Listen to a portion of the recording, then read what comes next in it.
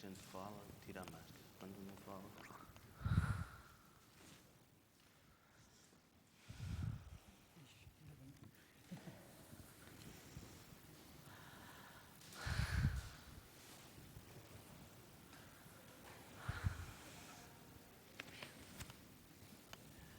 Boa tarde a todos, mais uma vez.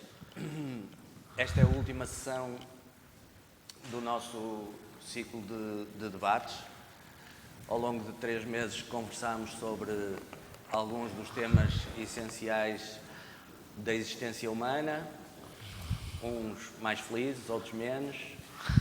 A escolha da morte para esta sessão tem a ver com o facto de ser o fim de um ciclo, não é? E para o painel escolhi pessoas que se relacionam de formas diferentes com ela e cujas experiências podem enriquecer o nosso debate. Numa conversa prévia já lhes expliquei que isto é uma partilha.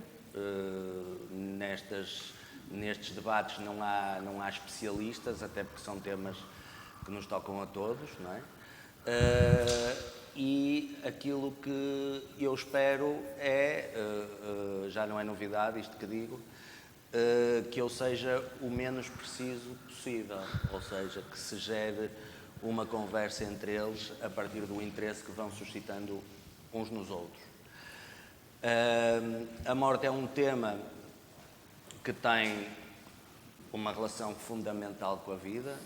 Muitas vezes a morte de uma pessoa querida dá um sentido novo à nossa vida, por vezes parece que nos retira o sentido da vida. E é um bocadinho sobre essas possibilidades todas que vamos falar.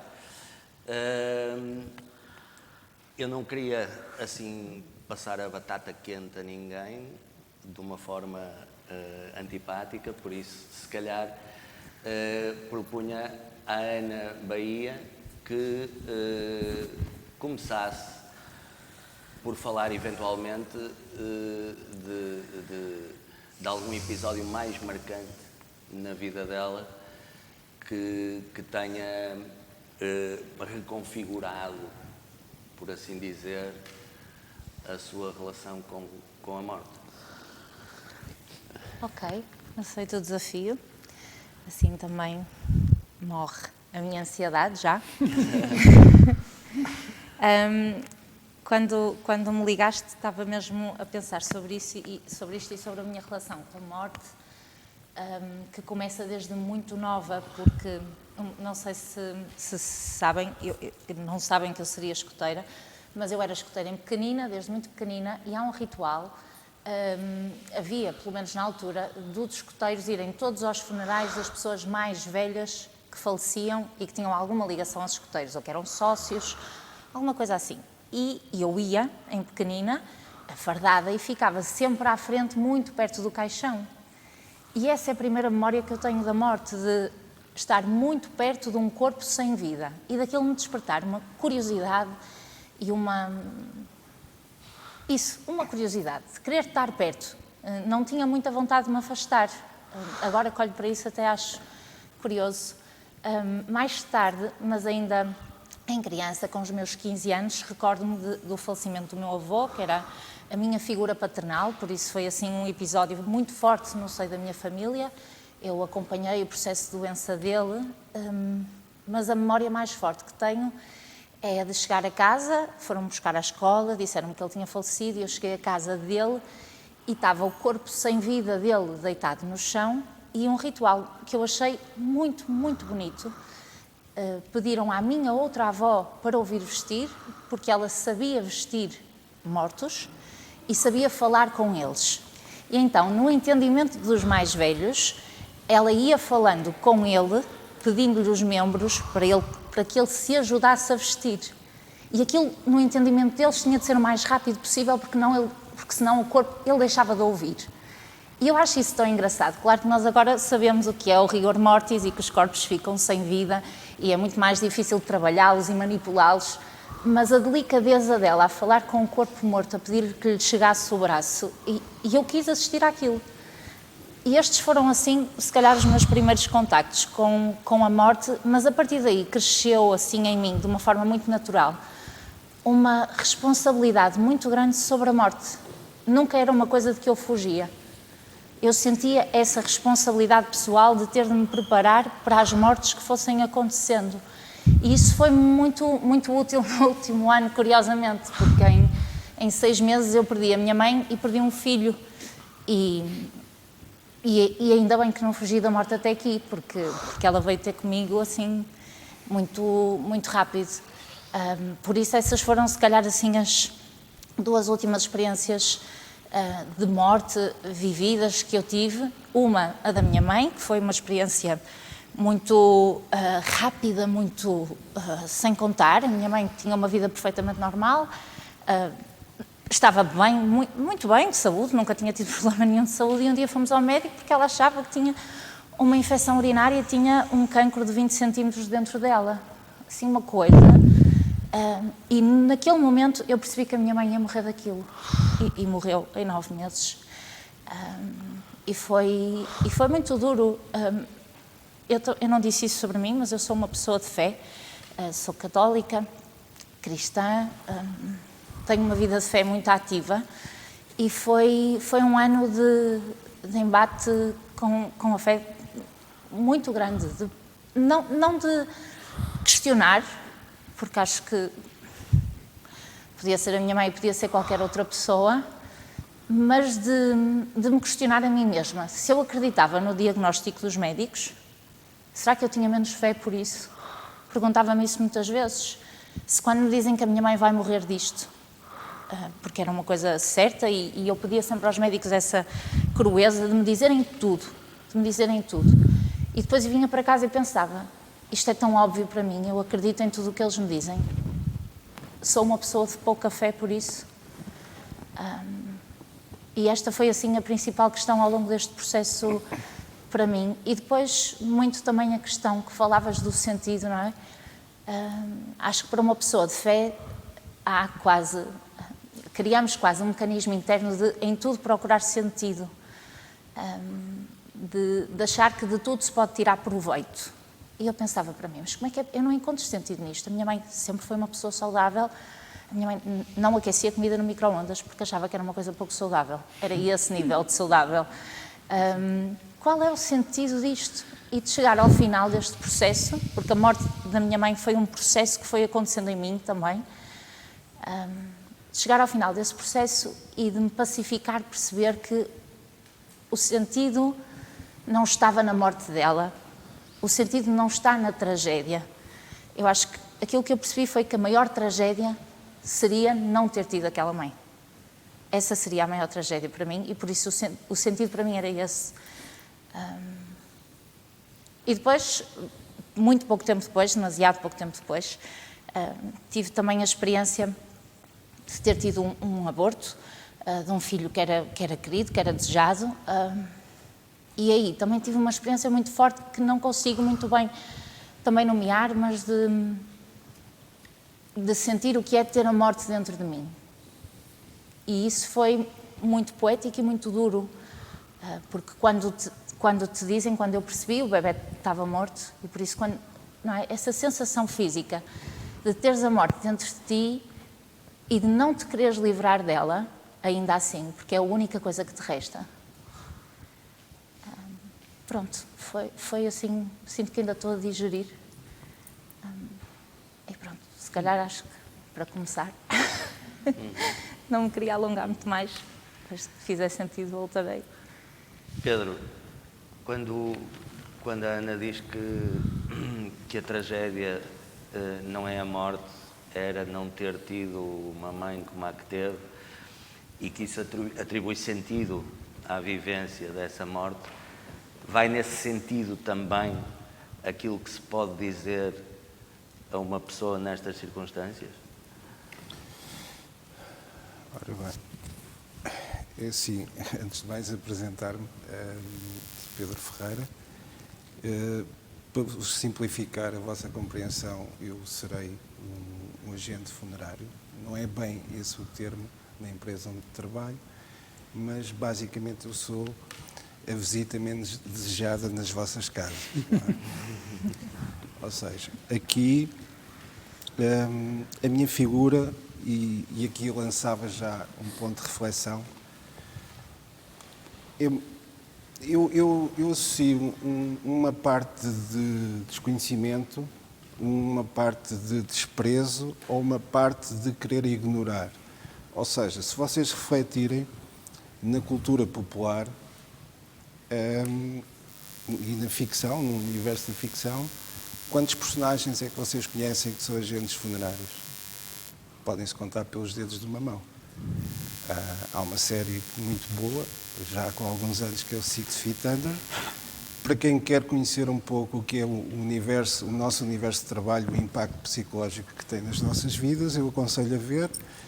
Há um ou outro filme que foca um personagem central que seja um agente funerário, mas basicamente somos uma figura que às vezes há um misto de incompreensão, desprezo.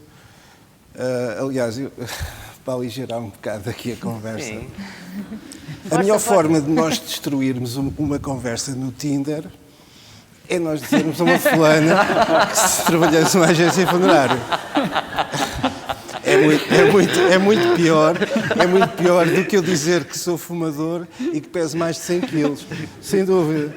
Porque ou fica assim o silêncio, ou então, mas também há o reverso. Às vezes, num jantar de amigos que se conhecem pouco, há aquele primeiro impacto. O que é que tu fazes? Eu trabalho numa agência funerária. E fica tudo, uau, para tudo, não é?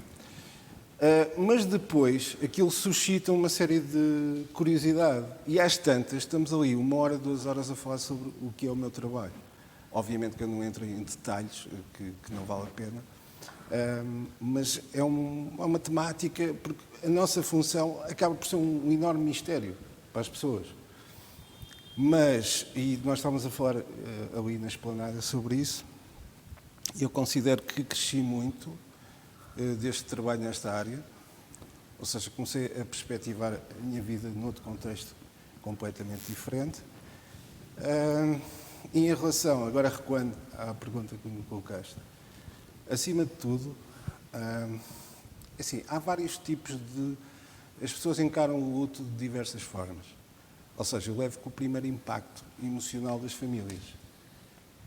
E há pessoas que estão serenas, porque gera uma situação expectável.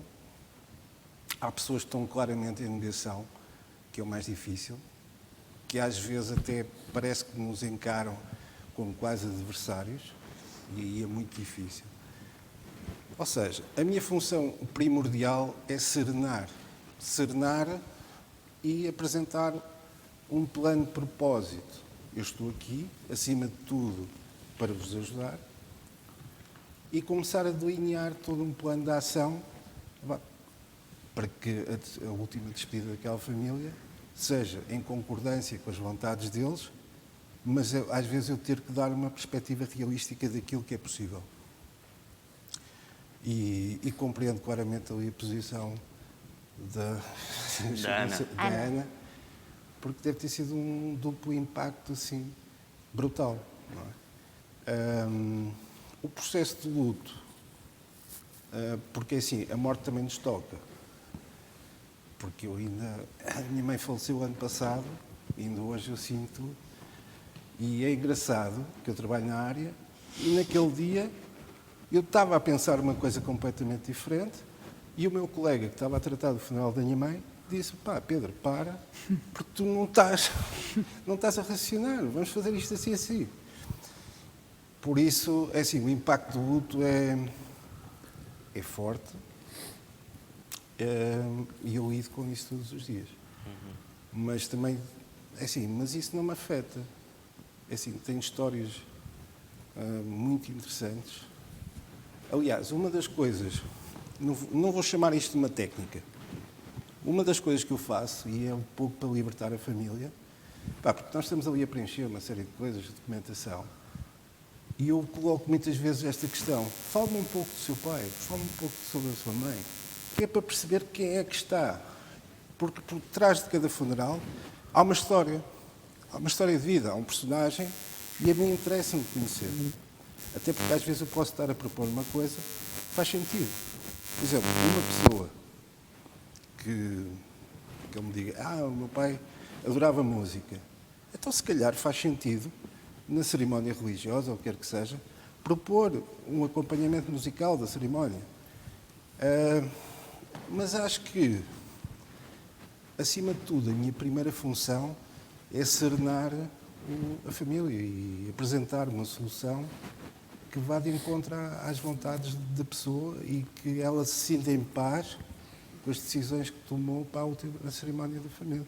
Basicamente é isso que eu faço. Mafalda, para algo completamente diferente, tu que tens uma abordagem, neste caso artística, da ideia da morte, tu achas necessário para o teu trabalho que haja esta carga experiencial, esta carga vivencial, ou o pensamento sobre a morte, o exercício filosófico e a relação que todos nós temos, não é, como pessoas com o fenómeno, já é suficiente? Eu acho que não consegues ter um sem o outro, não é? Eu acho que, inevitavelmente, quer para o bem, quer para o mal, o choque emocional com o acontecimento da morte e como o teu corpo, como tu te sentes, aquilo que tu experiencias nesse momento, obriga-te depois a raciocinar sobre isso e a racionalizar sobre isso. Eu lembro-me da primeira vez que pensei que ia morrer. E acordei à meia da noite, em pânico, a hiperventilar, porque apercebi-me que ia morrer, apercebi-me que a existência é finita. E acho que é capaz de ter sido um dos momentos mais definidores da minha vida, assim por dizer, que é, ok, eu vou morrer, o meu tempo é finito, e agora?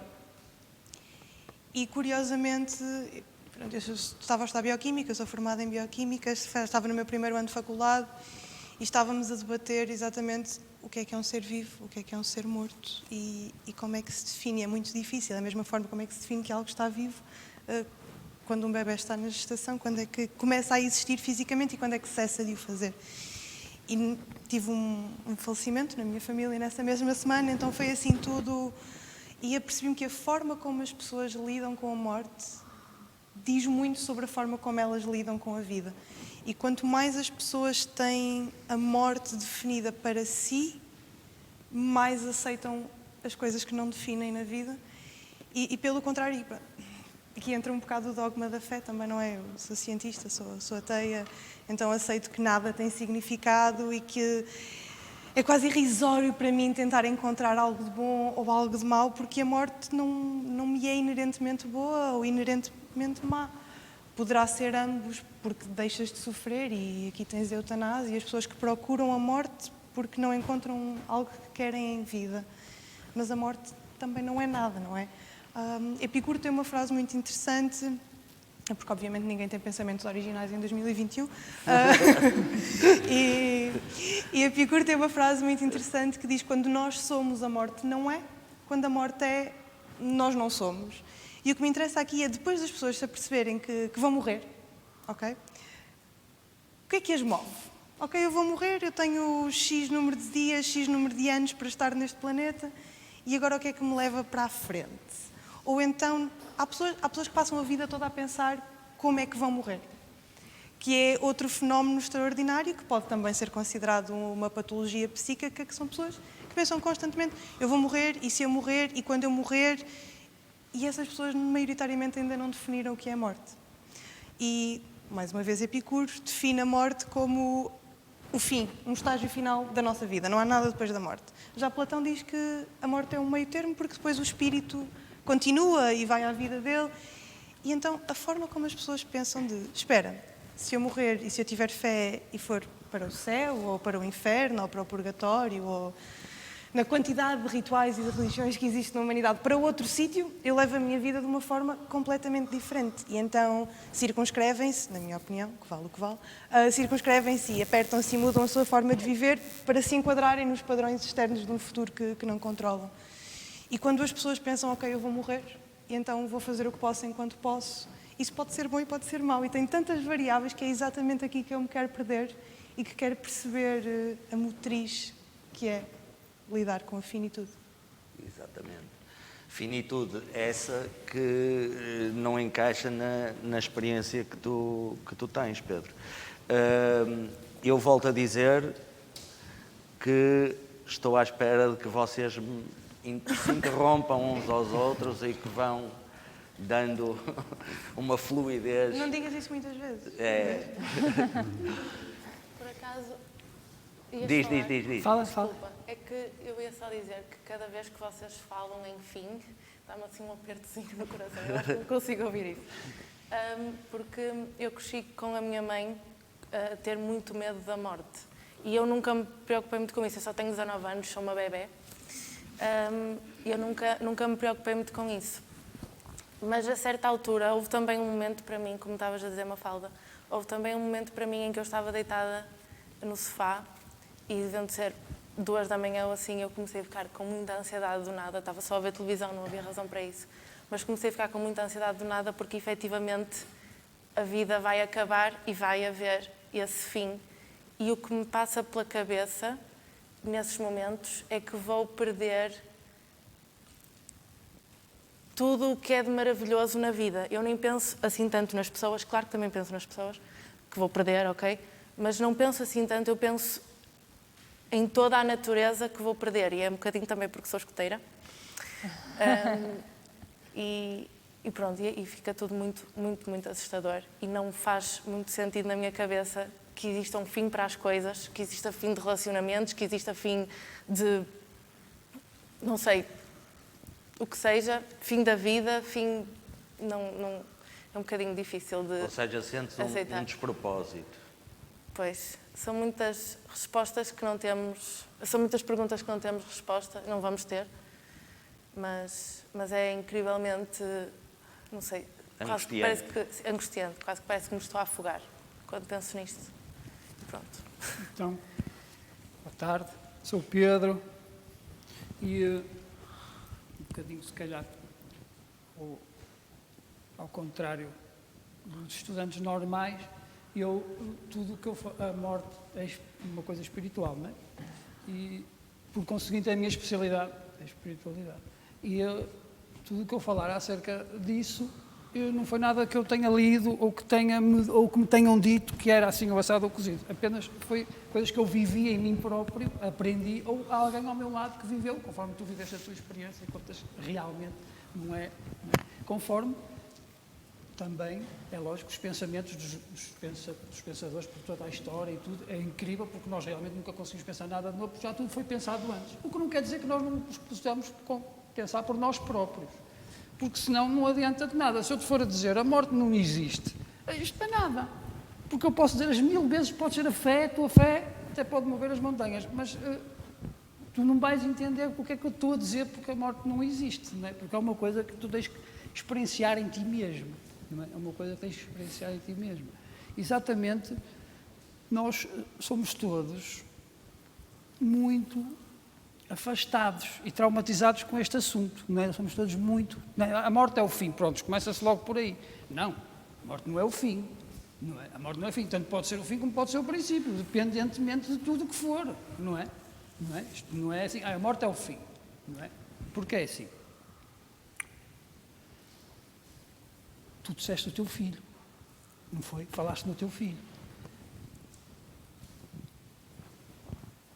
Num futuro, hoje em dia já não se pode dizer o meu cão.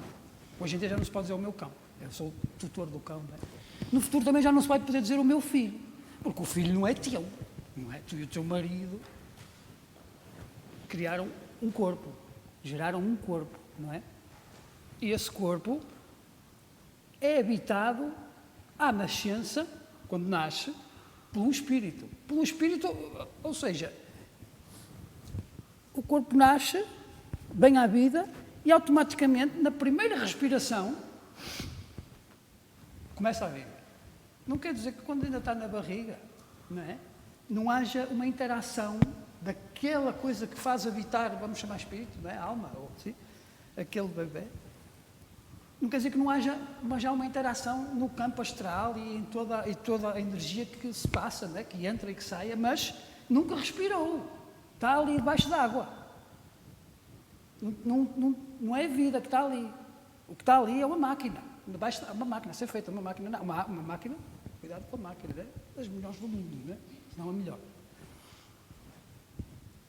O bebê vem à vida, inspirou, a vida entrou, a vida entra por uma inspiração, a vida sai por uma expiração. Ninguém morre assim, nem ninguém nasce assim. Porquê? Ninguém se pergunta. Vamos lá fazer uma reflexão, não é? Não é acreditar no que nos dizem, é assim, é assado, é cozido. Não. Porquê que nascemos e morremos? Não é?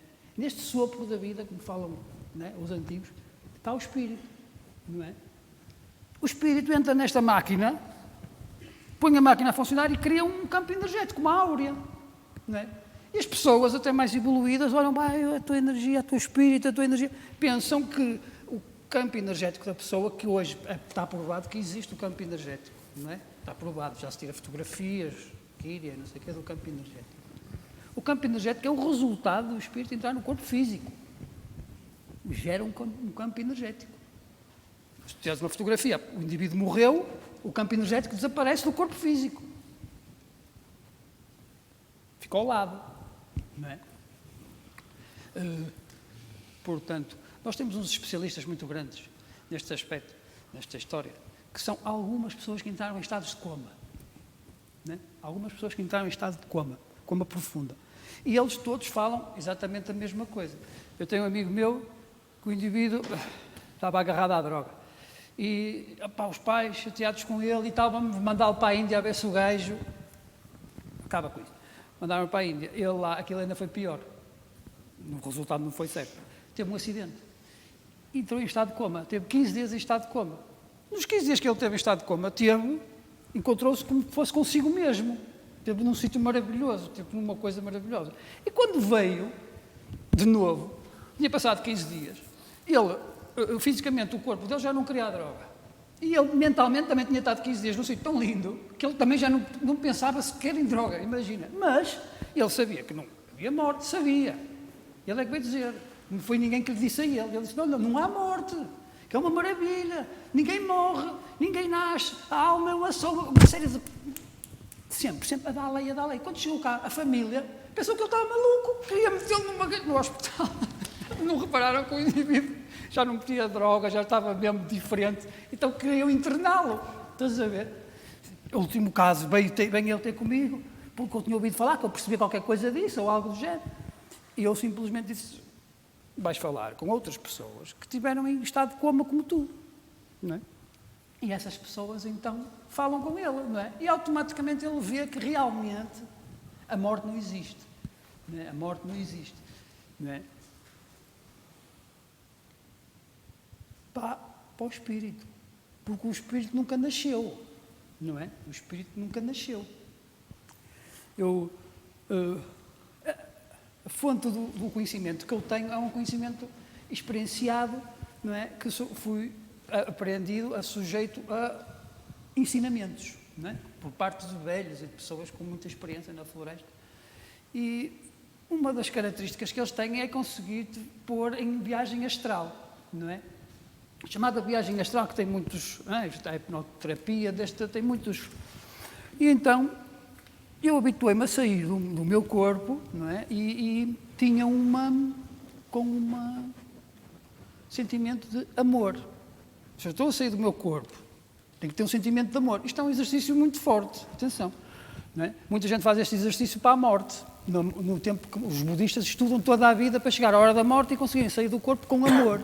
Não é? Então, à medida que eu ia saindo do corpo, eu ia vendo se tinha amor, se o meu amor estava a aumentar, se estava bem, porque se eu tiver amor e estiver feliz, eu estou-me a deslocar para um sítio bom, porque nós é que nos guiamos, não é? Através do nosso pensamento, exatamente, porque já não temos cérebro, não é? quando saímos, o espírito não tem cérebro, não é? O espírito não tem cérebro, não pensa através de um cérebro. Embora nós aqui dentro sentamos o nosso espírito através do cérebro, que nós sentimos o espírito. Não é? Através do cérebro é que nós sentimos o espírito aqui na Terra, dentro deste corpo. Mas o espírito não é o cérebro, nem ele sequer tem cérebro. Não é? Não é? Então, habituado a sair do corpo já com esse amor. Outra altura, que passaram-se uns anos, a minha filha nasceu nesse entretanto. Passado 10 anos, a minha filha tinha 10 anos, e eu fui sujeito outra vez a um exercício desses de saída de corpo, que não são fáceis e não são... Eu digo que fui sujeito porque fui sujeito mesmo, não é uma coisa que uma pessoa queira, tipo, vou sair do corpo fazer uma viagem astral ou uma vida passada. Uma pessoa não quer fazer nada disso, não é? Não se deve fazer, não é? Só sob especialistas. Então, dessa outra vez, que a minha filha já tinha 10 anos, eu estava a sair do corpo, e quando estava a sair do corpo, comecei a perder o amor pela minha filha. Comecei a perder o amor pela minha filha. A perdê-lo. E mentalizei na minha terceira visão, aquela coisa de viagem, né? Tipo, eu não estou a ir para um sítio bom, este sítio é mau que eu estou a ir porque eu estou a perder o amor pela minha filha. E então várias vezes ouvi vozes de fora para dentro. Várias vezes ouvi vozes de dentro para dentro. E dessa vez não ouvi voz nenhuma, ouvi como se fosse um pensamento, não é? Que eu emanei aquele pensamento, eu não estou para ir para um sítio bom porque eu estou a perder o amor pela minha filha. Aí veio esse pensamento, foi um pensamento que veio, mas um pensamento normalmente de uma energia que me trata por ignorante, assim mais ou menos, e disse, tua filha, vocês aí na Terra,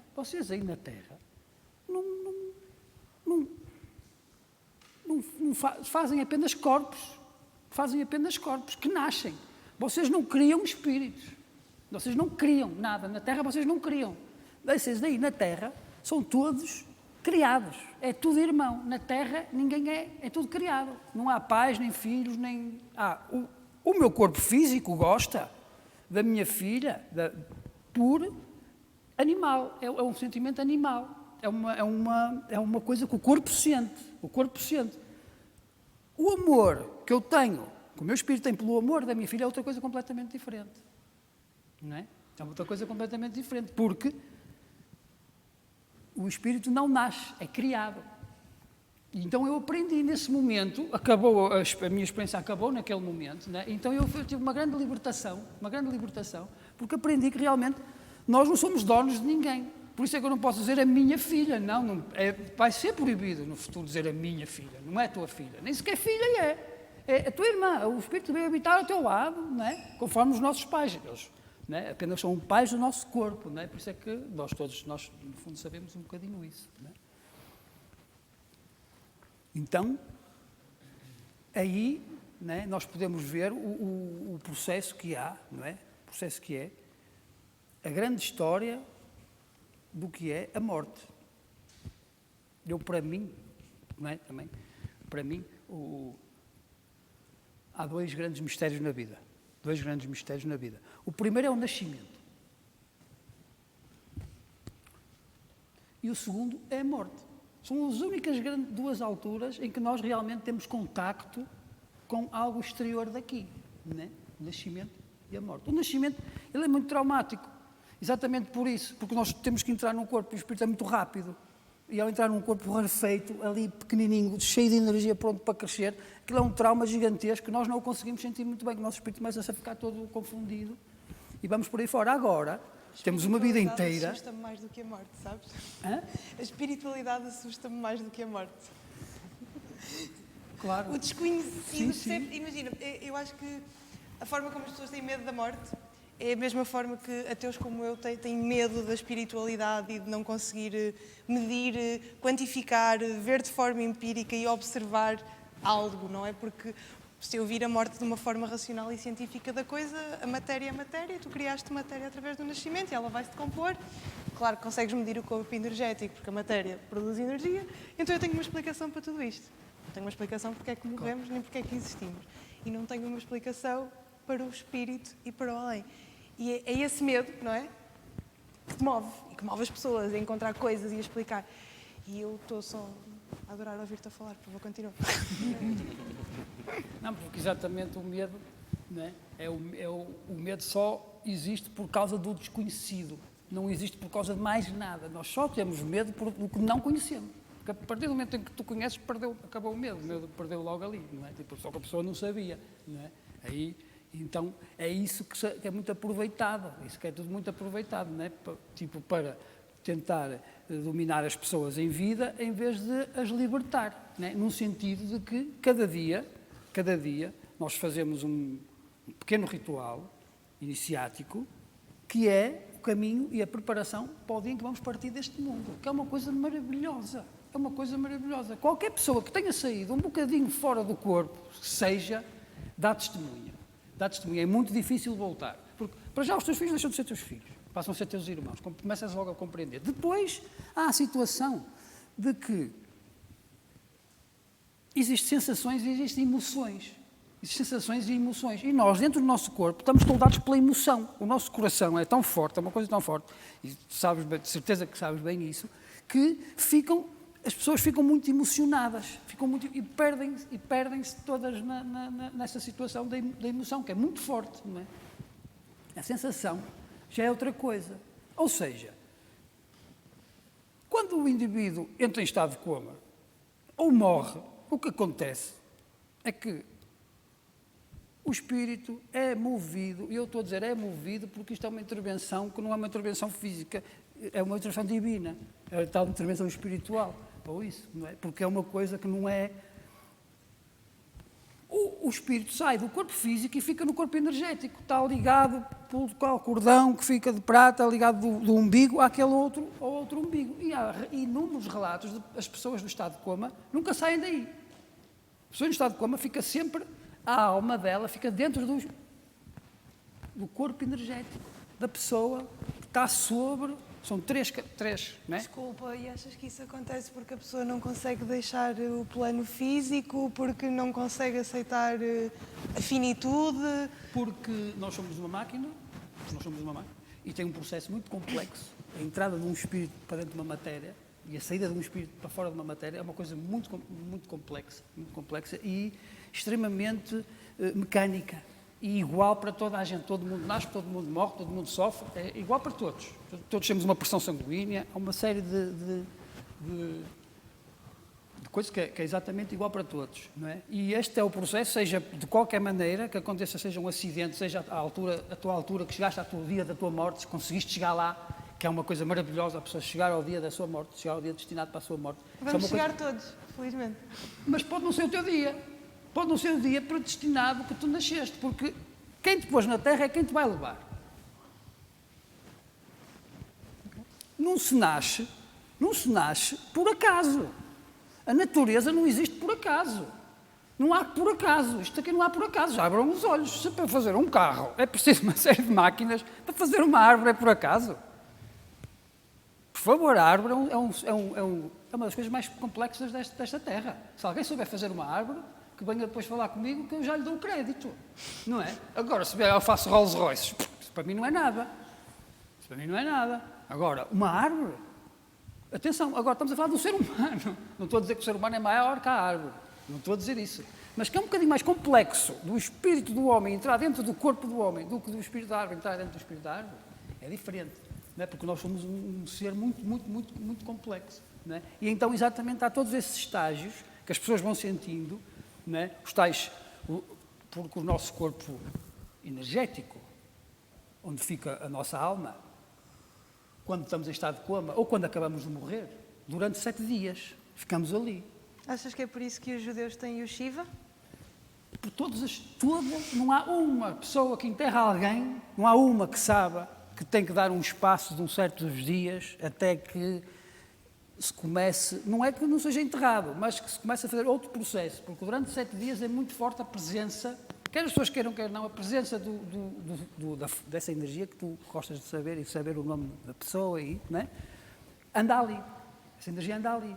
E muitas vezes não se sabe quais são as situações em que ela está, não é? Não se sabe, porque a pessoa pode estar em paz, pode estar em maravilhosa, mas também pode não estar, não é? E cabe a nós aqui na Terra, embora não saibamos, daí a fé, não é? Emanar uma tranquilidade, porque é necessária essa energia. É muito engraçado dizeres isso, porque uma das coisas que me recordo também de ser pequenina era de sermos proibidos de chorar ao pé de um cadáver. Exatamente. Que é uma coisa que os antigos, não sei se o raciocínio que teriam depois, acredito que não fosse tão complexo como o teu, sim, mas tinham essa perfeita ideia de que não devíamos passar más energias ao cadáver. Eu, por exemplo, para estar perto do meu avô, tive de me controlar antes de entrar na sala, porque não me deixavam entrar a chorar. E é engraçado, porque por motivos diferentes, as crenças e os rituais parece que em alguns pontos se tocam, não é? Nos pontos essenciais, no ponto que eu chamo de ponto verdadeiro, tocam-se todos, senão não é verdadeira. Não é verdadeira, não é? Porque é no ponto essencial. Não é? No ponto essencial ela toca-se. Não é? Tu tiveste muita sorte, no caso, de poderes ser preparada por uma instituição, a estares ali, obrigado a vestir uma roupa, ao vestir aquela roupa, tu estás a entrar numa personagem, está tu e os teus colegas estão a fazer ali uma missão para agradar aquelas famílias. É uma missão boa, uma coisa muito boa para o teu espírito, muito boa para o teu karma, mas também muito boa para ti mesma. Porquê? Porque tu estás a aprender a lidar com a morte. É isso que é necessário, aprender a lidar com a morte. E tu estavas ali, a olhar para... que não eram os teus, é mais fácil, não é? A emanar aquela energia positiva e tal, e a poder ver e a perder o medo. Perdeste o medo. Isso, pelo menos, deu-te logo uma abertura muito grande para não andares fugida. Porque quem tem medo foge. Então, pelo menos, já não foge. Tu dizes, pronto, a morte existe, vamos encará-la, não é? Já não foge, a dizer, não existe. Estamos a falar de 90% da população, não é? A morte não existe. E depois, então, não é? Agora, esquecem-se que existem crianças. Não é? Que tu sejas adulto e digas para a tua vida que a morte não existe, tudo bem, eu aceito, não queres ter essa coisa. Mas os miúdos, não estás a preparar? Eles, quando forem reparar que existe a morte, já vai ser tarde. Eles já vão ficar em pânico, já vão ter medo, já vão ser confrontados com uma situação que estão os pais a chorar. Então, a mim diziam-me, meu filho, porta-te muito bem, porque quando tu morres vais para o céu, que aquilo é mesmo lindo. Quando alguém morrer, era tudo a chorar, cheios de... Eu dizia, não, estes gajos estão-me a enganar, porque se este indivíduo morreu, vai para o céu, que é uma maravilha, e agora está tudo a chorar, estão-me a enganar, então a pessoa perde a confiança, ganha o medo. E qual é a tua opinião em relação a isso? Como é que poderíamos ser mais responsáveis pela preparação, por exemplo, das crianças, nesse processo de... É aí que eu queria falar. Boa, obrigada. Porque isso é uma das questões que muitas vezes me colocam, mas mesmo... Porque assim, as pessoas depois tomam-me como um especialista, não é?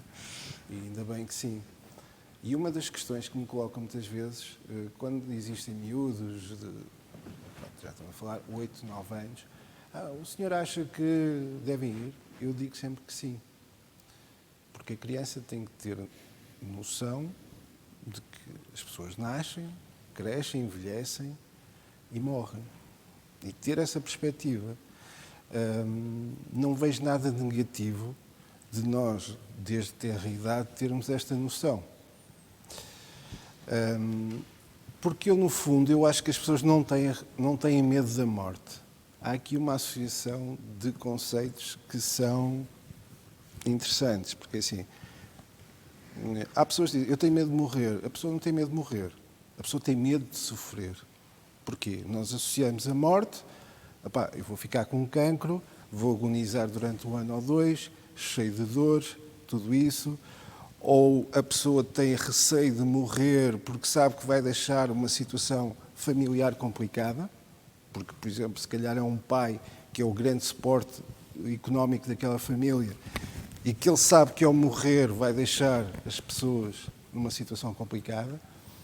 Por isso eu acho que as pessoas não têm medo da morte. As pessoas associam a morte a sofrimento, doença e decadência. É um pouco isso. E nós vivemos no século XXI em que o hedonismo está no auge. Não é? As pessoas vivem para a imagem, para as redes sociais, para a exposição.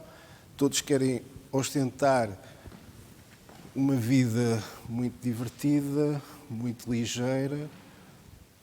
E o meu trabalho é precisamente o oposto. E é isso que as pessoas gostam de ignorar. Não é? Porque se nós formos ver culturas ancestrais, e aqui o Pedro há de ter mais experiência, a morte é muito presente. Até porque a esperança de vida de uma tribo há de ser mais reduzida que na Europa. Mas nós não. E nós cada vez estamos a querer meter para baixo da cadeira ou da mesa este assunto, mas este assunto é presente. Eu estou aqui hoje, eu posso ir atravessar ali a estrada e levo com um carro em cima e morri. Mas eu estou preparado para isso. Eu não tenho medo da morte.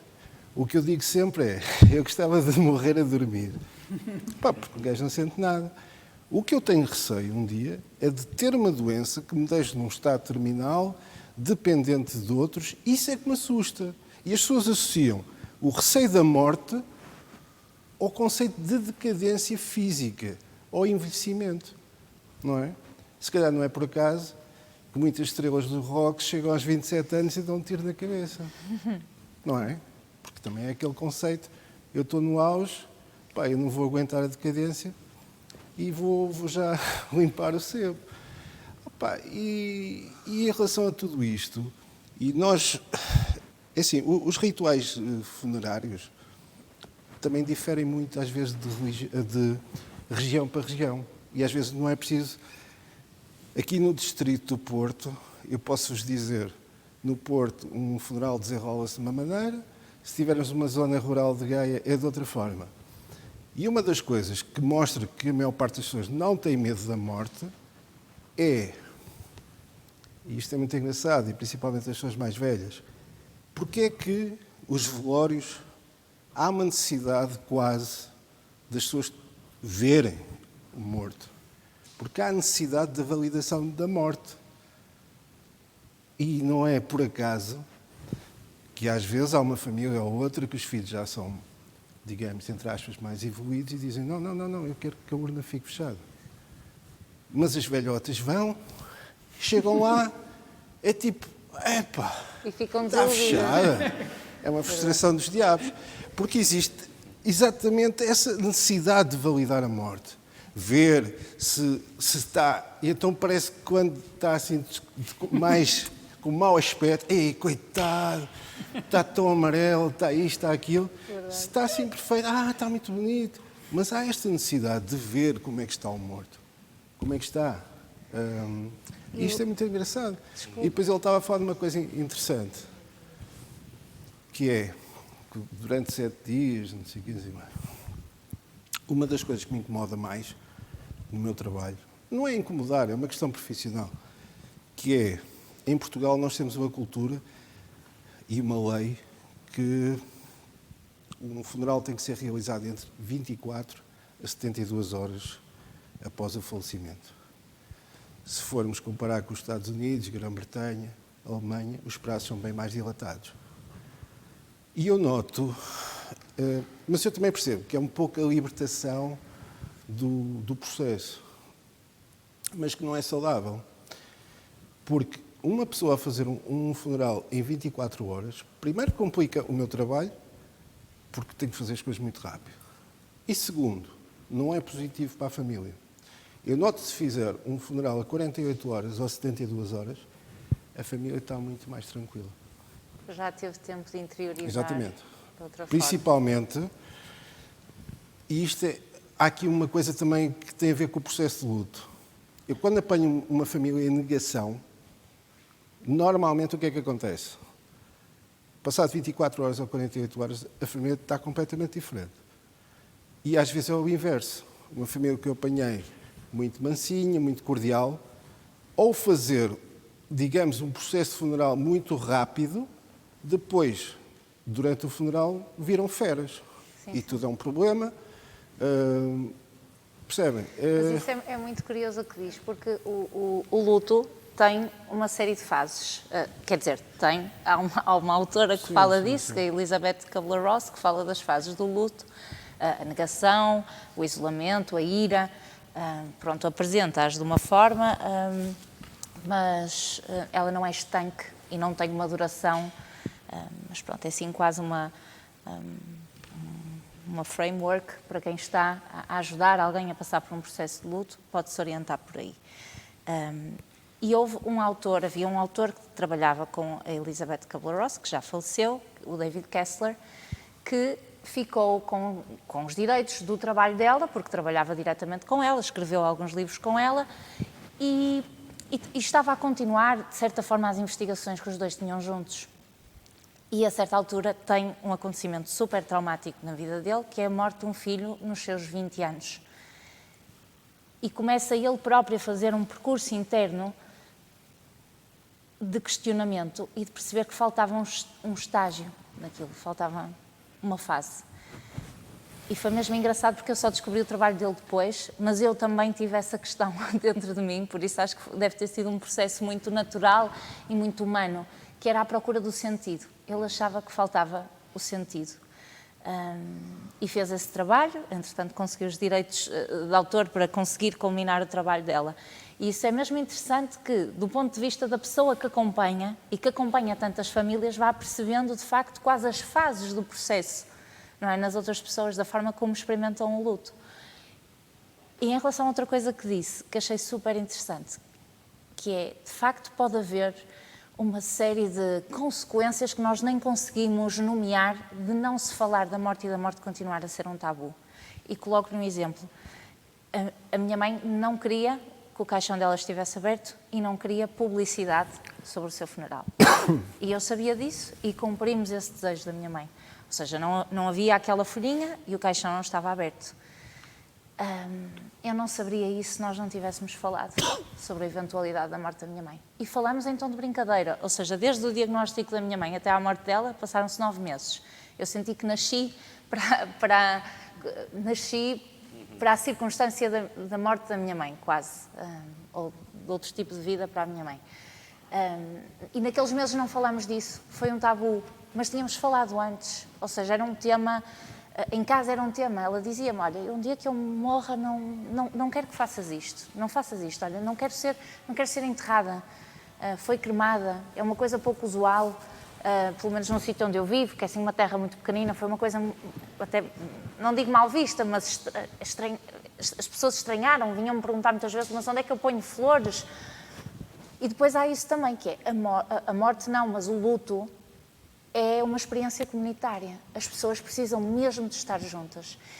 E nesta fase de Covid, isso preocupou-me muito no nosso país.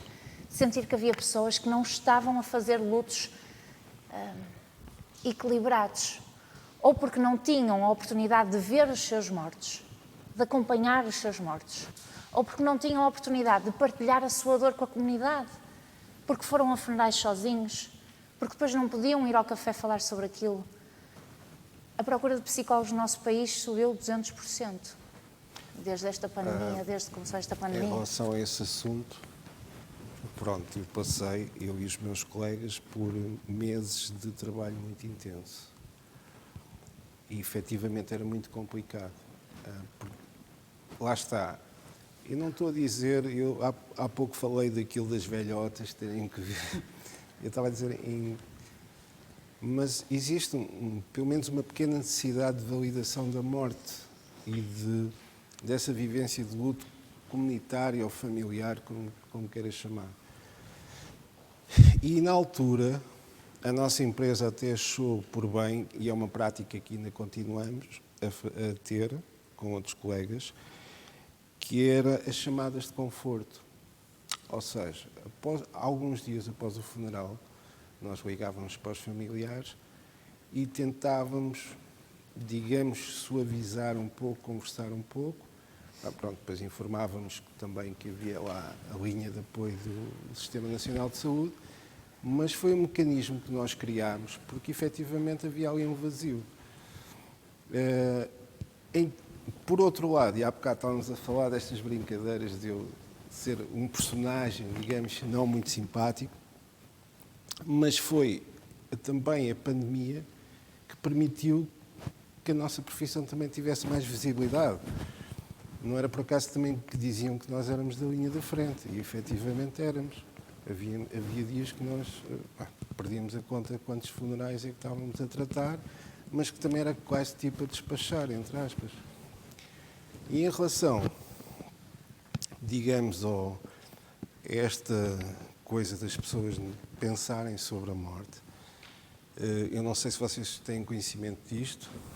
Por exemplo, eu dou-vos o exemplo dos espanhóis, que estão aqui ao lado, a nossa cultura é muito similar. Mas, por exemplo, acho que devo estar a errar muito. cerca de 80% dos espanhóis, eles têm todos seguros de funeral. Ok, a pessoa morre, aquilo tudo automático. E nós agora também temos algo parecido, que são os planos de funeral em vida, que nós comercializamos. E é engraçado nós falarmos com pessoas, normalmente a pessoa que tem mais apetência por isso já é uma pessoa com 60, 70, que às vezes ou é solteirona, ou acha que não quer dar aquele encargo aos filhos. E é muito engraçado nós estarmos com a pessoa e a pessoa estar a delinear connosco todos os pormenores que ela quer para quando morrer. Eu acho que não há uma forma mais positiva de lidar com a morte do que isto. Eu quero interromper-te aqui, e isto vai parecer que eu vou dar uma grande volta, mas eu juro que eventualmente vai fazer sentido.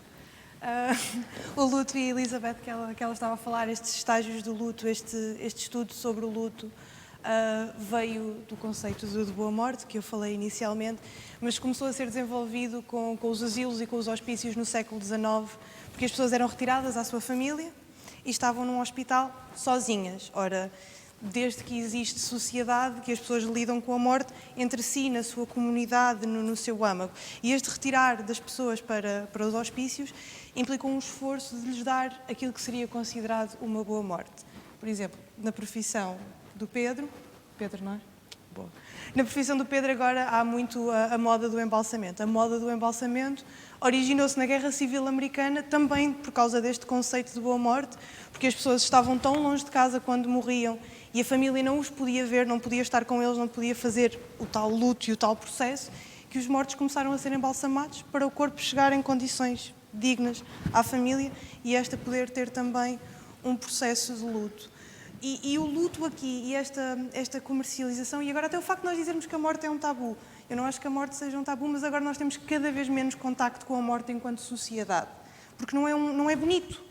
Mas nós lidamos com a morte, se tivermos que comer e não houver um supermercado que nos venda carne, nós temos que lidar com a morte de um animal. É uma morte, é um processo finito, obriga-nos a pensar sobre isso, mais uma vez, são aqueles momentos de light bulb que sempre existiram, mas aquela alienação, aquele hedonismo, aquele individualismo que se cria na sociedade e cada vez mais é fomentado e torna-se quase uma necessidade competitiva de quão individual és, quão bem é que te safas sozinho, que tu perdes os laços comunitários que te mantêm sem medo da morte, porque sabes que, não vais ser um peso, ou seja, as pessoas não vão estar chateadas a pensar como é que vão lidar com o teu funeral, as pessoas vão aceitar o teu funeral, vão querer fazer parte desse processo, vão querer estar ali, porque tens uma rede de laços e de comunidades.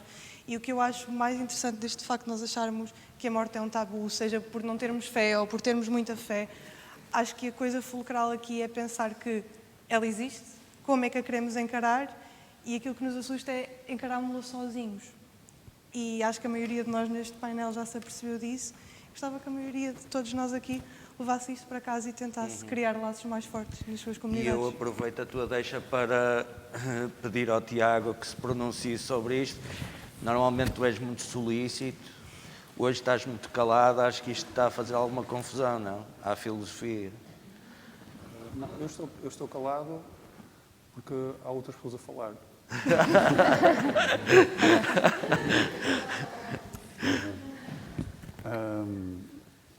Pronto, realmente, pronto, a minha visão normalmente... desculpem lá.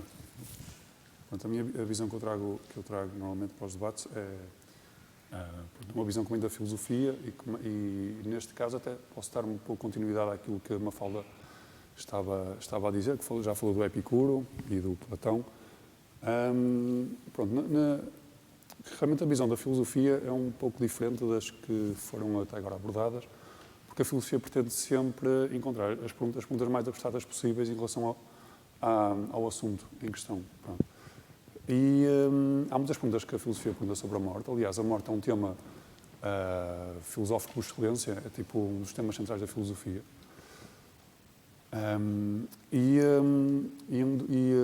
Se quiserem, entre as várias questões que a filosofia costuma colocar, há dois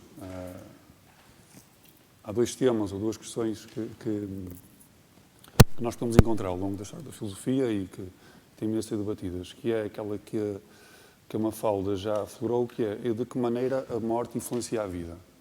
Qual é o papel da morte na vida? Não é? E outra é o que é que a morte tem a dizer sobre nós próprios. Portanto, o que é que nós podemos aprender sobre nós próprios através da reflexão sobre a morte. Pronto. Isto é, qual é a relação entre a morte e a nossa identidade, se quiserem. A primeira é a relação da morte com o sentido da vida, a segunda é a relação da morte com a identidade. Em relação à primeira, por acaso é curioso que eu reparei que aqui no nosso debate parece que se abriram aqui duas escolas que realmente refletem as duas grandes posições em relação à morte, que é, se quiserem, a escola mais da Mafalda, que é a morte como algo que numa visão materialista, que é a morte do Epicuro, que é a morte como nada, e a morte, aí, segundo o Epicuro, não é algo que nos deva assustar, porque lá está, como a Mafalda disse, o Epicuro dizia, quando ela está eu não estou, quando eu estou ela não está. Pronto, por isso, de qualquer forma, eu nunca estarei em contemporâneo com a morte, por isso ela não é um problema. Por outro lado, como é que te chamas? Margarida. A Margarida colocou o outro ponto, que é o melhor. Vou dizer assim, as duas respostas que se dá em relação ao papel da morte na vida, curiosamente, são duas bastante decisivas e completamente antagónicas entre si. A primeira diz-nos que a morte, digamos, é a aniquilação de todo sentido. A segunda, pelo contrário, diz-nos que a morte é condição de todo sentido. Tipo, parece que não existe assim um meio termo, ou é tudo ou nada, a morte. Segundo a primeira, a morte é a aniquilação de todo sentido, é um bocado aquilo que a Margarida disse, que é a morte, se for encarado, e agora isso é um pressuposto bastante forte, se for encarado como nada, há pensadores que dizem que a morte encarada como nada aniquila todo o projeto de vida por retrospectiva. Isto é, se nós pensarmos tudo o que nós fazemos na vida se concretiza em certos eventos, certas coisas, certos acontecimentos, não é? A morte, quando encarada como nada, é como se na meta daquilo que nós fazemos encontrássemos o nada e isso aniquilasse retrospectivamente tudo o que nós fizemos. É como se a morte anulasse o sentido da vida. Pronto. E daí, dessa ansiedade em a morte, em não podermos conceber, digamos, a nossa trajetória de vida culminando no nada, é dessa ansiedade, se quiserem, que as religiões nos propuseram algumas respostas. Tipo, as duas grandes respostas que a religião nos deu, diferentes religiões, as duas grandes tipos de respostas, é a morte como entrada para uma vida eterna, por um lado, ou a morte como digamos, como uma fase de um ciclo de reencarnações. Pronto. Essa mais do hinduísmo, essa nossa mais pronto, o judaico-cristão. Pronto. Mas, no entanto, são respostas que nos dizem que eu não aceito que a morte seja o fim. A morte não é o fim. Eu não consigo conceber isso. Isso é impensável para mim. Isso aniquila o sentido. Por isso eu vou, se quiserem, criar aqui uma alternativa que é a morte não é o fim, é a entrada numa vida eterna, ou a morte é simplesmente uma fase de um ciclo eterno, ele próprio, de reencarnações. Pronto. Isso é um lado da visão, que é o nada como desespero ou como aniquilação. Por outro lado, outro ramo das questões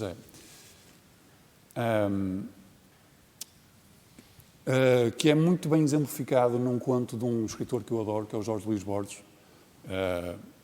que eu recomendo, que esta outra vertente que eu vou-vos dizer, está muito bem retratada num conto que eu aconselho-vos a ler, que é um conto que chama-se O Imortal. Chama-se O Imortal, de Borges. Pronto. Em que ele pergunta, eu vou fazer um bocado de spoiler, desculpem. Por acaso eu acabei de vos recomendar o conto, mas já vos estou a estragar, não tenho que agradecer. Mas para fazer o meu ponto eu tenho mesmo que fazer spoiler, pronto. Mas o conto é um pouco isto. O Borges imagina uma sociedade de pessoas imortais. De pessoas que não morrem. Pronto. E o que é... Pronto, o conto é muito bem escrito, há todas umas aventuras e desventuras por ali, mas o essencial do conto, no final, é que o Borges nos dá, digamos, a cidade dos imortais é uma cidade absurda. Porquê? Porque é que é uma cidade absurda? É uma cidade em que as construções ficam inacabadas, as coisas são feitas um bocado aleatoriamente. Isso ia-me estragar o negócio. Diz? Isso ia-me estragar o negócio. Que eu não percebi. Isso ia-me estragar o negócio. Pois ia. Por exemplo, começava logo por aí, não é? Começava logo por aqui, não é? Mas o que é que acontece a dada altura com a Sociedade dos Imortais? Os imortais desistem de viver e ficam deitados a contemplar sem fazer nada. Porquê? Porque o Borges diz que uma vida imortal é uma vida que não tem urgência de viver, que não há urgência de viver. Ele diz que se eu tenho todo o tempo do mundo para fazer as coisas, então não há nenhum instante privilegiado para eu as fazer. Pronto. Ele diz, por algo problemático que isso possa parecer, nós tendemos também a valorizar as coisas e a apreciar as coisas, também porque temos consciência da sua fragilidade. Tipo, as coisas são frágeis para nós. Nós acarinhamos as coisas, nós tentamos cuidar as coisas. O próprio cuidado tem a ver com uma consciência da fragilidade, da temporalidade, daquilo que é provisório. E pronto, isso por um lado. E por outro lado, a consciência de temporalidade. Tipo, nós queremos fazer aquilo porque existe um tempo para o fazer. Pronto. E isso digamos, dá-nos uma visão positiva da morte. Sem a morte, dá-nos a urgência da vida. Ok? Pronto. Por isso, digamos que, muito resumidamente, para a primeira ponta da questão filosófica, não vou abordar a segunda, porque era todo outro momento. Mas a primeira é a morte. Papel em relação à vida. Negativo e positivo. Para o negativo, temos as respostas da religião. Pronto. Para o positivo, temos a resposta do Borges, que é, no Borges e não só, digamos, se quiserem, toda uma corrente filosófica, mais do lado materialista, pronto, que nos diz que a morte faz sentido porque a morte, se quiserem, dá substância à temporalidade da vida. Pronto, o tempo faz sentido se a morte existir. Pronto, eu não vou alongar mais, eu queria dizer mais coisas, mas... Porque o tempo faz sentido, mesmo se a morte, sim. Porque é assim, porque disseste tudo, porque conforme aquela outra coisa que também estavam a dizer do que é e do que não é, também diz tudo, onde a morte está, não estou, onde a morte está, também não estou. Sim, quando a morte está, não estou, quando eu estou, ela não está. Não é? Sim, porque, é aquilo que é uma falta disso. Pronto, porque exatamente isso mostra mesmo que, tipo, tu estás fora. Aí mostra que não há morte. Esse homem quer dizer mesmo que não há morte. Ele está a dizer que não há morte, ele está sempre a ver a morte, nunca estão no mesmo sítio. A morte nunca o apanha. Não é? A morte nunca o consegue apanhar. Não é? Não é? Sim. Nesse sentido, sim. É isso que eu penso. Há quanto tempo pensas dessa maneira? Hã? Há quanto tempo pensas dessa maneira? Eu aprendi, não é? Esta questão exatamente de sair do corpo. Porque automaticamente qualquer pessoa que saia do corpo fica a saber, portanto, há duas maneiras para a educação da pessoa.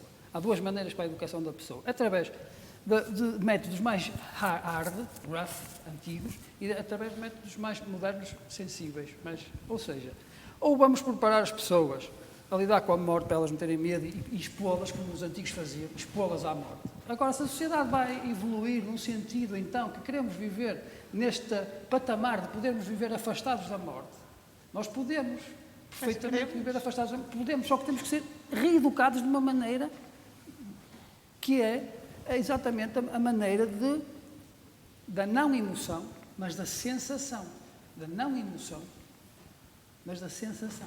Ou seja, quando a pessoa morre ou sai do corpo, a pessoa ganha mais amor pela vida. Porque a pessoa não está na vida. Tu na vida, quando mergulhas na água gelada, tu não gostas muito. Tu gostas da ideia de mergulhar na água gelada quando tens calor. Ou depois, passado um bocado. Mas quando a água gelada te atinge, tu não gostas muito. Não é? Porque está ali metido. Não é? Quando a pessoa se afasta do corpo, estas emoções rarefeitas, tipo, eu sou o dono, isto pertence-me, os meus filhos, tudo isso acaba. Mas o amor por aquelas coisas todas é muito maior. O amor que tu sentes por aqueles indivíduos é maior. O meu amor, ao reparar que a minha filha não era minha filha, ficou muito maior. Muito maior. Muito maior. Mas cresceu o amor pela minha filha e pelos filhos dos outros todos também. Porque enquanto eu gostar mais dos filhos dos outros do que da minha filha, eu estou errado. Eu estou errado. Ainda estou a sentir através do meu físico, estou a pensar através da minha mente, que é muito presa. É exatamente, quando a mente é posta, isto é científico, quando a mente é posta no corpo, no campo energético, a mente fica mais livre, embora não é o espírito solto, fica mais livre de saber o que é importante na vida, o que é importante tu levares na vida. É curioso dizeres isso, porque eu acho que agora estava-te a ouvir e estava-me a tentar pôr no lugar das tuas palavras. E acho que só experimentei essa emoção uma vez na vida, que foi quando o meu filho nasceu. E naquele momento eu senti que amava, e foi uma coisa que me habitou, ou seja, nada racional, mas agora estava-te a ouvir e acho que senti isso. Naquele momento senti que amava mais todos os filhos, não só o meu, mas todos os filhos e todas as mães, quase como se tivesse sido habitada por outra coisa. Estavas exatamente a sentir a realidade. Curioso. Estavas a sentir a realidade. É como os nossos pais. Os nossos pais nunca foram heróis. Nunca, os nossos pais e as nossas mães nunca foram heróis. Nós pensávamos, quando éramos crianças, que os nossos pais eram heróis. Mas não, conforme tu viste a divindade na tua filha, a tua filha viu a divindade em ti até aos 8, 9 anos, até ela virar mulherzinha, entre aspas. Até os rapazes também, a começarem... Até uma sua saída da infância. Realmente, nós o que olhamos não é para os nossos pais, é para os criadores. A imagem que nós temos do nosso pai, por isso é que todas as crianças, o pai é herói, a mãe é herói, sempre, porque é o criador. É o criador. Nós estamos a ver, como tu tiveste a oportunidade, naquele momento mágico da nascença, que é um momento em que a vida e a morte se juntam, podias ter morrido, foste à morte buscar, tu sabes melhor que eu, foste à morte buscar a vida. Não é? Porque não há nenhuma grávida que não sinta que vai buscar a vida à morte. Aquilo é, não é? Na brincadeira. Não é? E nesse momento sentes isso, não é? Que é bem mesmo da morte que a pessoa tem. Deixa-me perguntar aqui ao Amadeu, que está ansioso por tirar a máscara. Senão daqui a bocado ele morre. Que não. Obrigado. Qual é a tua relação com a morte, Amadeu? A minha relação com a morte, por experiência própria, o que é que eu ia dizer? Estupidamente, já devido à minha depressão nervosa, que já se prolonga desde os 17 anos, se calhar foi o despoletar, quando o meu pai descobriu que tinha um cancro maligno no estômago, ficou com um quarto de... Portanto, foi operado. Na altura não se dizia, os médicos, o Casimiro de Azevedo que operou o meu pai não lhe disse o que realmente tinha, mas o meu pai não era burro nenhum, portanto ficou com um quarto de estômago, comia pouco, mas gradualmente foi melhorando um bocadito, enquanto aquilo não se voltou a ramificar para os outros órgãos. E quando descobriu, ele enforcou-se em minha casa e isso, pronto, foi... Ainda hoje, apesar de ter sido há 37 anos, 38, ainda hoje me marca muito. Eu digo que é um luto suspenso, é uma coisa que... Um luto suspenso? Sim, que... Pronto, se ele tivesse morrido por causa do cancro, era uma coisa. Agora, como se enforcou, não é? Eu já me tentei suicidar, mas com medicação não os tinha pretos no sítio para fazer aquilo que dizem que é um ato de cobardia, mas eu acho que optámos por contar um ato de grande coragem para fazer aquilo que ele fez.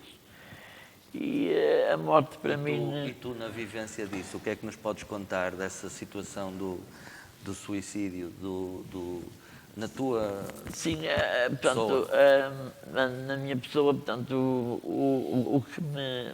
Há um bocado estava a falar de ver a luz de passar para o outro lado.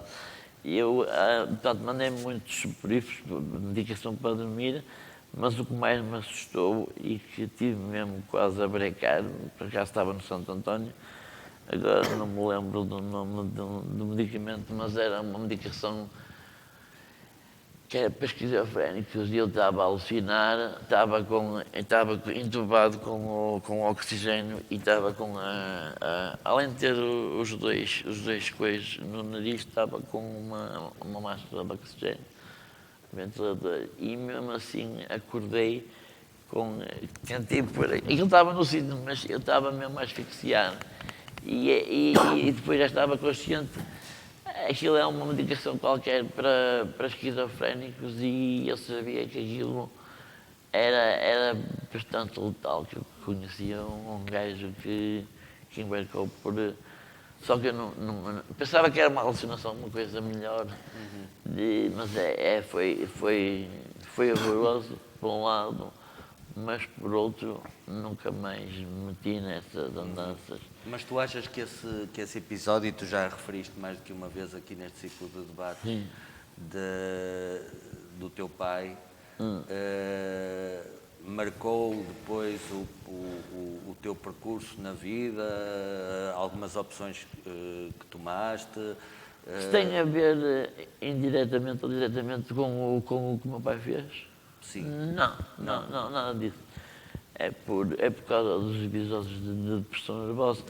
Quer dizer, por um lado, se calhar começou por aí, não é? Mas não, eu faço isso porque uma pessoa quando é assim, tu podes gostar muito de muita gente, não é?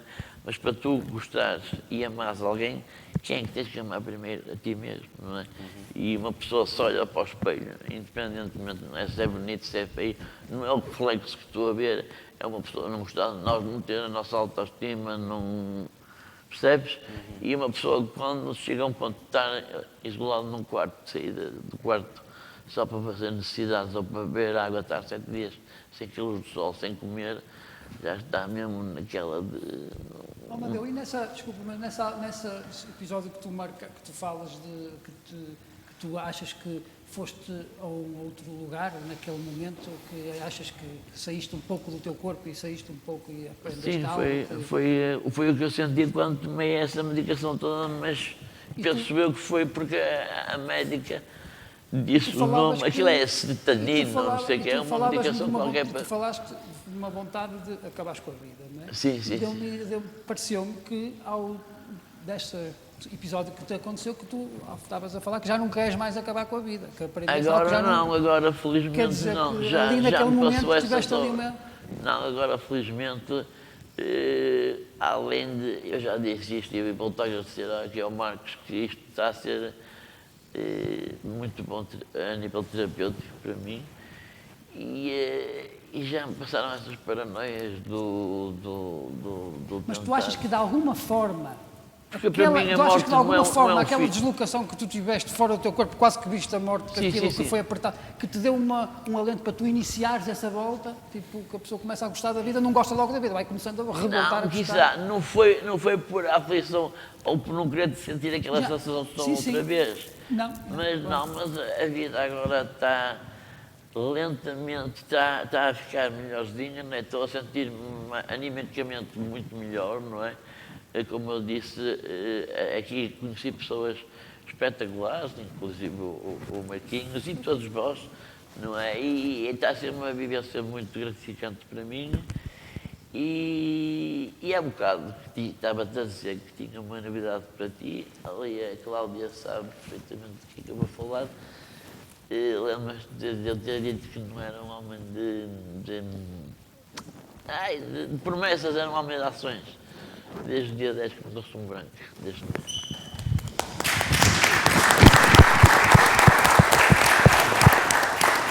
Obrigado. Deixo muito aqui.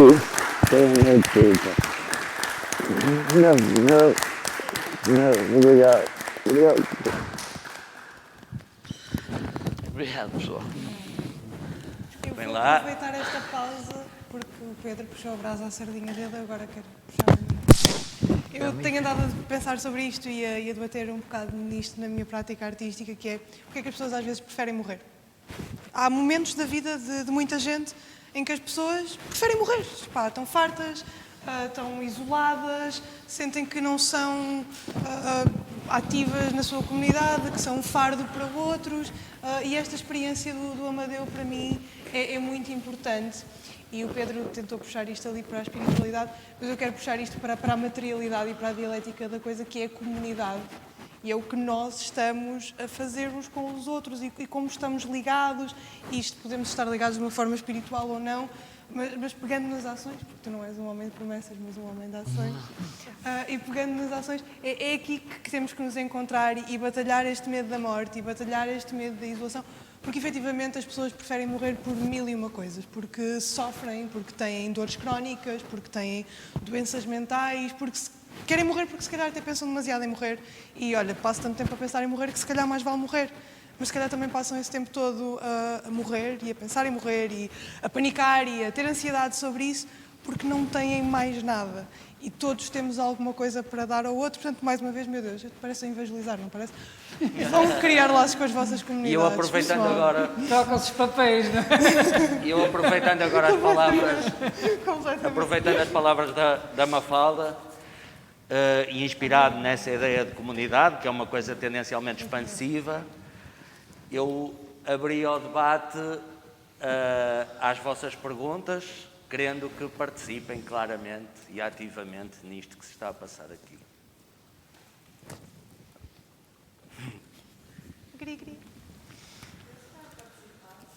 Desculpa, há um microfone.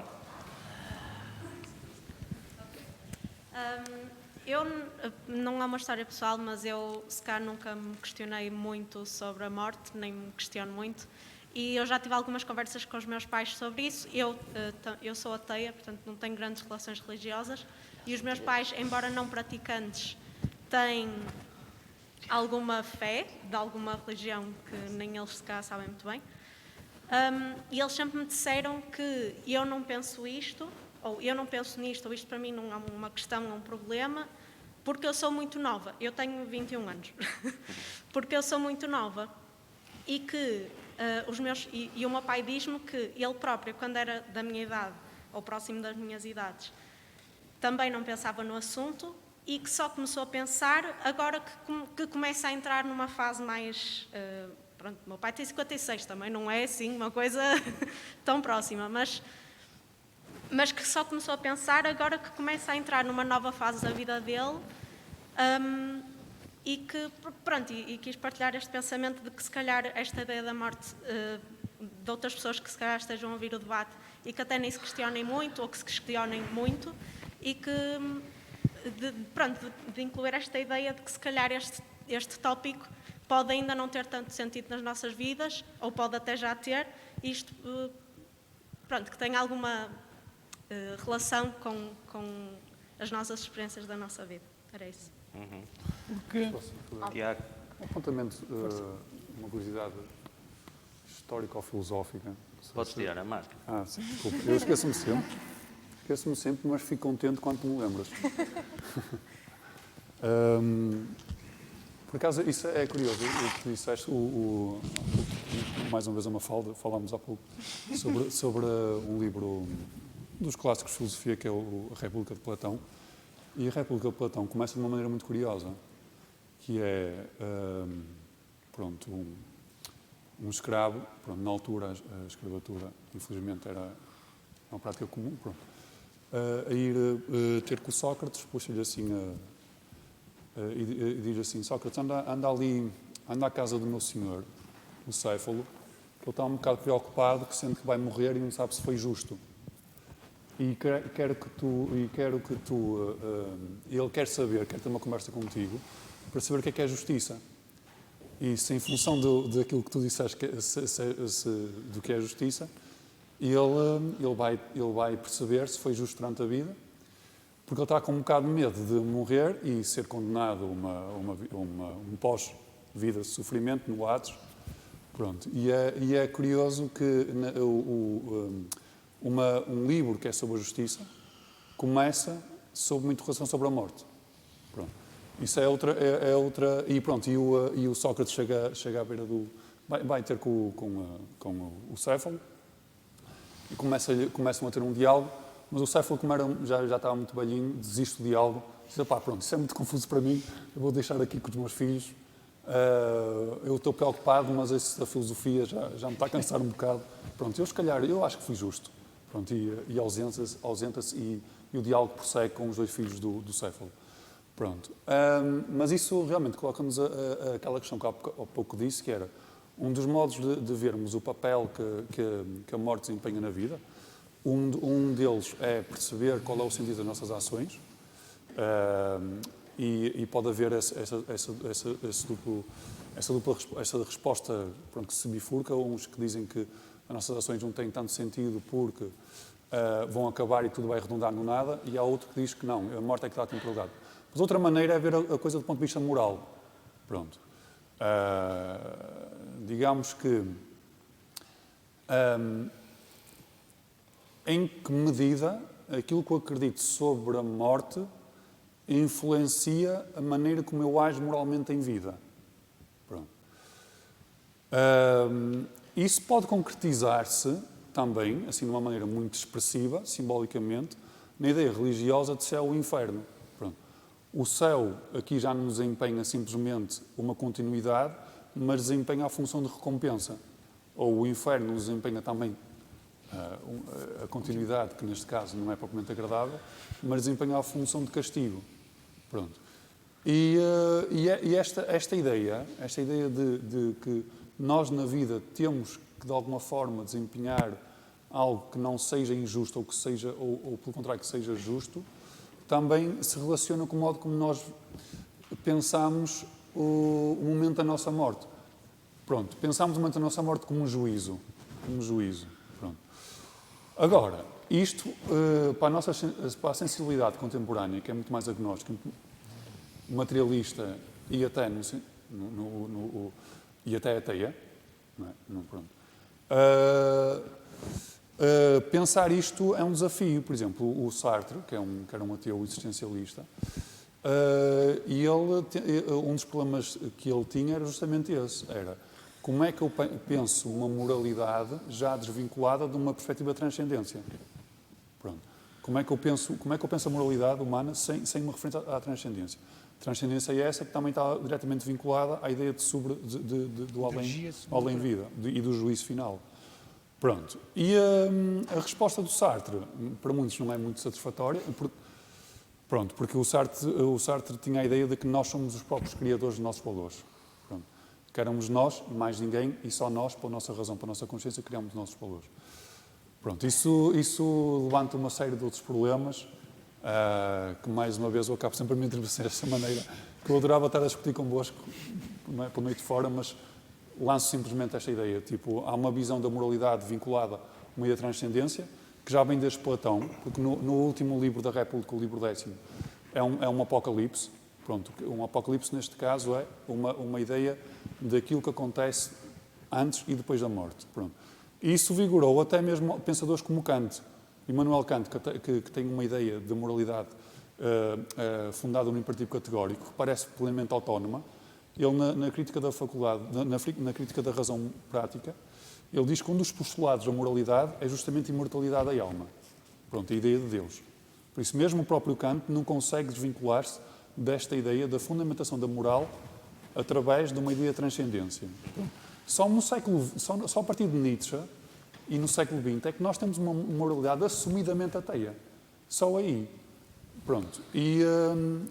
E realmente esta pergunta original do Céfalo, a Platão, atravessa o nosso pensamento ocidental. Se fui justo, vale a pena ser justo? Se a vida redunda no nada, vale a pena ser justo? Ou mais vale aproveitar isto da melhor maneira possível até arrebentar? Não é? Não é? São ideias que a filosofia se vai colocando.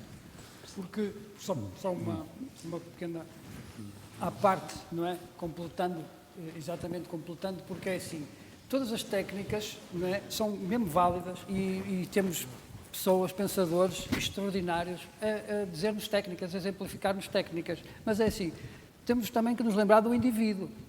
Não é? Temos que nos lembrar do indivíduo. A técnica é aplicada como ao indivíduo, é isso que já realmente o Sartre fala e fala muito bem.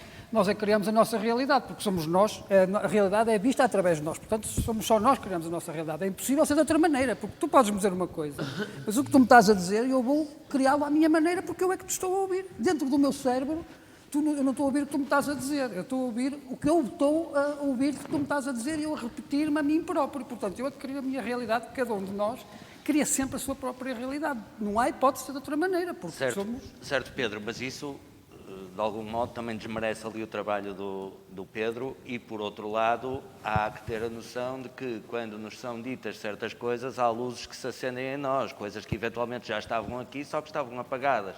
E, nesse sentido, eu aproveitava e juro mesmo que não queria acabar isto, opa, eu não quero morrer, mas o debate tem mesmo de chegar ao fim, e eu aproveitava para perguntar à Margarida se, um pouco ao contrário daquilo que o Pedro está a sugerir, tudo isto que foi falado aqui influenciou, de alguma maneira, a tua relação com a morte, te tranquilizou, eventualmente, ou não? Os meus pensamentos estão a ser formados e as minhas opiniões também, então é sempre ótimo vir aqui ouvir-vos e falar também, não é? Uma conversa, isso é ótimo. Claro que influenciou e claro que trouxe uma reflexão. Acho que não vai ser uma reflexão tão profunda quanto a que o Amadeu sai daqui às segundas-feiras, depois das conversas, mas trouxe com certeza uma reflexão e foi muito bom ouvir-vos a todos e saber a forma como pensam e mais. E acho que devemos sempre ser justos e acho que devemos sempre ser bons e acho que esta não é sobre o amor, mas acho que é o amor que tem que controlar o mundo e não pensarmos na morte, pensarmos nas coisas boas da vida. Olha, acabaste de fechar o ciclo, porque isto começou com o amor.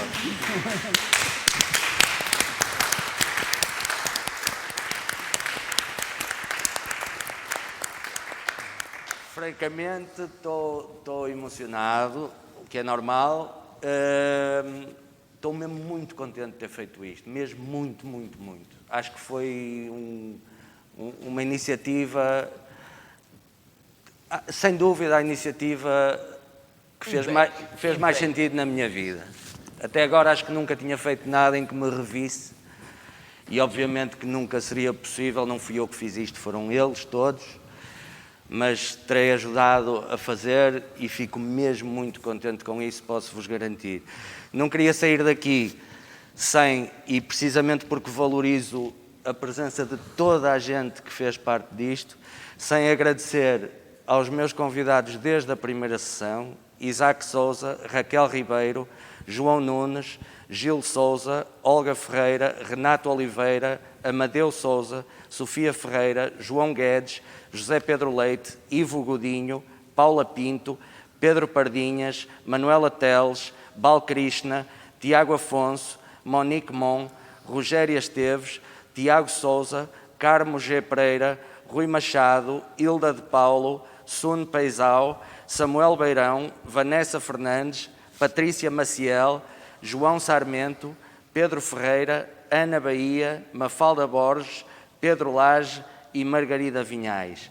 E por último, agradecer a grande coragem que a Mónica Guerreiro teve em apostar no projeto de uma pessoa que não é conhecida e que quis trazer para aqui, para o palco do Coliseu, pessoas que também não são conhecidas.